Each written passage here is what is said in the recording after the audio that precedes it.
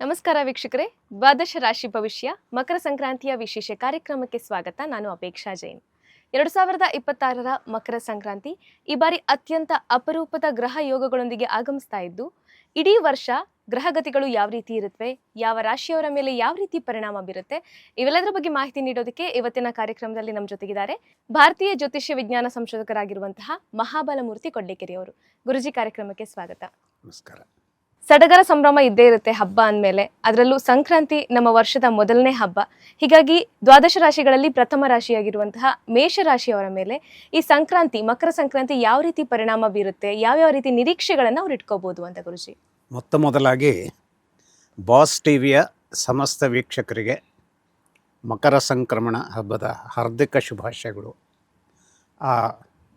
ಏನು ಪರಾತ್ಪರವಾದಂತಹ ಶಕ್ತಿ ಪರಮಾತ್ಮ ಸಕಲ ಮನಸ್ಸಿನ ಇಚ್ಛೆಗಳನ್ನು ಪೂರೈಸುವಂಥ ಅನುಗ್ರಹವನ್ನು, ದಿವ್ಯ ಅನುಗ್ರಹವನ್ನು ಮಾಡಲಿ ಅಂತ ಕೇಳ್ಕೊಳ್ತಾ, ಮೇಷರಾಶಿಗೆ ಬರೋದಾದರೆ, ಮೇಷರಾಶಿ ಕಾಲಪುರುಷನ ಪ್ರಪ್ರಥಮ ರಾಶಿ. ಅಲ್ಲಿಂದ ಅದು ಮೇಷ, ವೃಷಭ. ಈ ಮೇಷರಾಶಿಗೆ ಅರಿತೋ ಅರಿಯದೆಯೋ ಈ ಸಂಕ್ರಮಣ ಕಾಲದ ಸಂದರ್ಭದ ನಾಯಕ ಏನಿದ್ದಾನೆ ಅವನೇ ಸೂರ್ಯ. ಮನುಷ್ಯನ ಜೀವನದಲ್ಲಿ ಬೆಳಕು ಎಷ್ಟು ಮುಖ್ಯವೋ ಅಷ್ಟೇ ಕತ್ತಲು ಕೂಡ ಮುಖ್ಯ.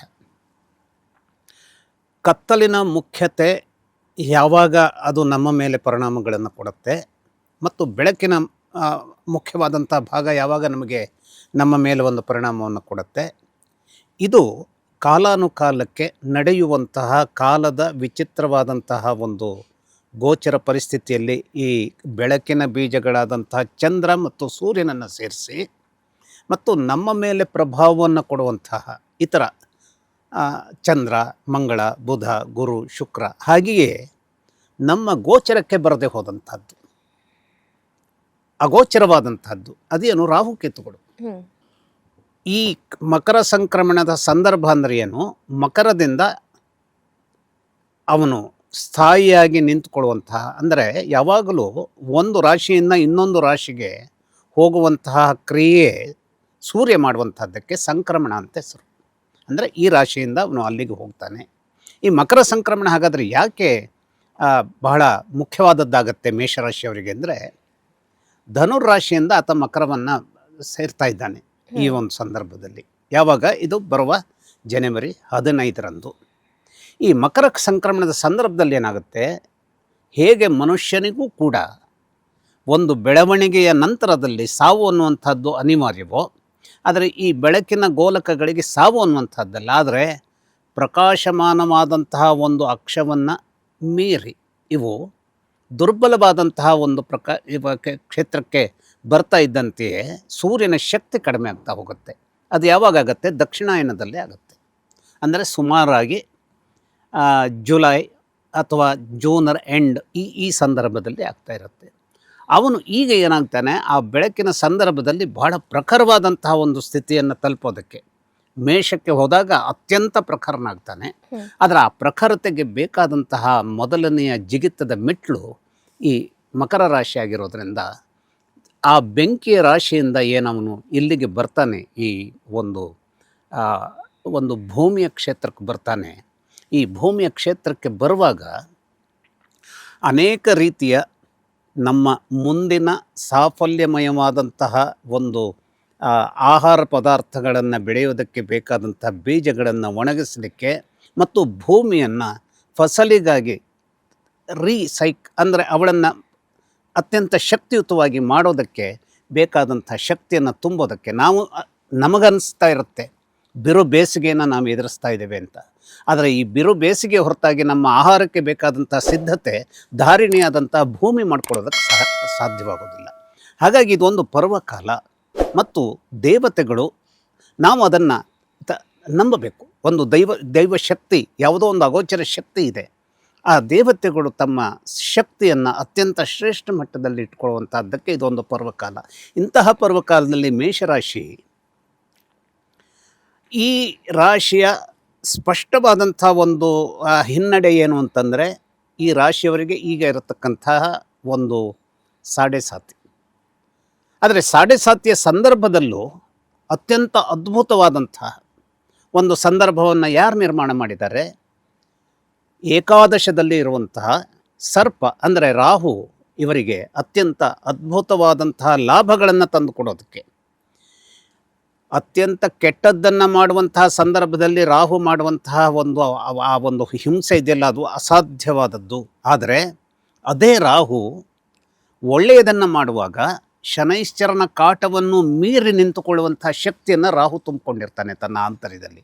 ಅಂತಹ ಒಂದು ಅದ್ಭುತವಾದಂತಹ ಚೈತನ್ಯ ರಾಹುವಿನಲ್ಲಿ ಇರೋದರಿಂದ ಈ ರಾಶಿಯವರು ಮುಖ್ಯವಾಗಿ ಮಕರ ಸಂಕ್ರಮಣದ ಸಂದರ್ಭದ ಎಲ್ಲ ಏಳು ಬೀಳುಗಳನ್ನು ನಾವು ಸೂರ್ಯನಿಂದಲೇ ಗಮನಿಸಬೇಕಾಗತ್ತೆ. ಹಾಗಾಗಿ ಸೂರ್ಯ ಇವರಿಗೆ ಏನು ಅಂತಂದರೆ ಮಕ್ಕಳ ಸ್ಥಳದ ಯಜಮಾನ.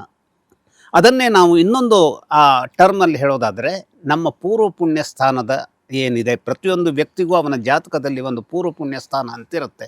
ಅದು ಆ ರಾಶಿಯಿಂದ 5ನೇದ್ದು. ಆ ರಾಶಿಯ ಮೇಷದವರಿಗೆ ಆ ರಾಶಿಯ ಯಜಮಾನನೇ ಇವನಾಗಿರೋದ್ರಿಂದ ಮಕ್ಕಳ ಬಗೆಗಿನ ಅನೇಕ ರೀತಿಯ ಒಂದು ಒಳಿತುಗಳನ್ನು ರಾಹುವಿನ ಮೂಲಕವಾಗಿ ಪಡೆಯೋದಕ್ಕೆ ಇವನು ಅಧಿಕಾರವನ್ನು ಪಡ್ಕೊಳ್ತಾನೆ, ಅಂದರೆ ಒಂದು ಲಾಭವನ್ನು ಪಡ್ಕೊಳ್ತಾನೆ. ಈಗ ರಾಹುವಿನಿಂದ ಪಡ್ಕೊಳ್ತಾನೆ ಅಂತಂದ್ರೇನು? ಈಗ ನಾವು ಹಾವು ಕಚ್ಚಿದಾಗ ಏನು ಮಾಡುತ್ತೆ? ಆ್ಯಂಟಿವೆನಮ್, ಅಂದರೆ ವಿಷಕ್ಕೆ ವಿಷವೇ ಅದಕ್ಕೆ ಔಷಧ. ಹಾಗೆ ನಮ್ಮ ಮುಳ್ಳಿನಿಂದಲೇ ತೆಗೆ ಅನ್ನುವ ರೀತಿಯಲ್ಲಿ. ಹಾಗಾಗಿ ಮಕ್ಕಳ ಒಳಿತಿನ ಬಗೆಗೆ ಬೇಕಾದಂತಹ ಸರ್ವತ್ರವಾದಂತಹ ಸಿದ್ಧಿ ರಾಹುವಿನಿಂದಲೇ ಸಿಗಬೇಕು. ಹಾಗೂ ಇವರಿಗೆ ಒಳಿತನ್ನು ತರಬೇಕಾದಂತಹ ಸೂರ್ಯನಿಂದಲೂ ಸಿಗಬೇಕು.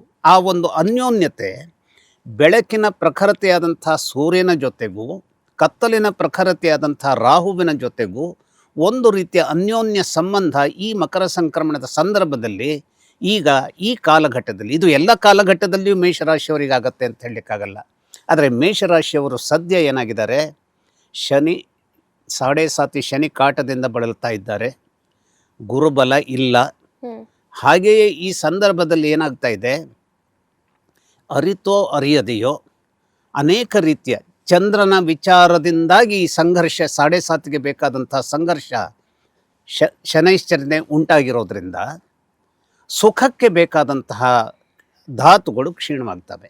ಹಾಗಾದರೆ ಸುಖಕ್ಕೆ ಬೇಕಾದಂಥ ಧಾತುಗಳು ಕ್ಷೀಣವಾದವು ಅಂದ ತಕ್ಷಣ ನಮ್ಮ ಜೀವನದ ಎಲ್ಲ ಸಂದರ್ಭ ಮುಗಿದೋಯ್ತು, ಸುಖವೇ ಇಲ್ಲವೋ ಅಂತ ತಿಳ್ಕೊಂಡ್ರೆ, ಇಂತಹ ಅಪರೂಪದ ಘಟನೆ ನಡೆದಾಗ, ಅಂದರೆ ರಾಹುವಿನಂತಹ ಪ್ರಧಾನವಾದಂತಹ ಒಂದು ಶಕ್ತಿ ಮೂಲ ಏಕಾದಶದಲ್ಲಿದ್ದಾಗ ಅದು ಸೂರ್ಯನಿಗೆ ಬಲವನ್ನು ಕೊಡುತ್ತೆ.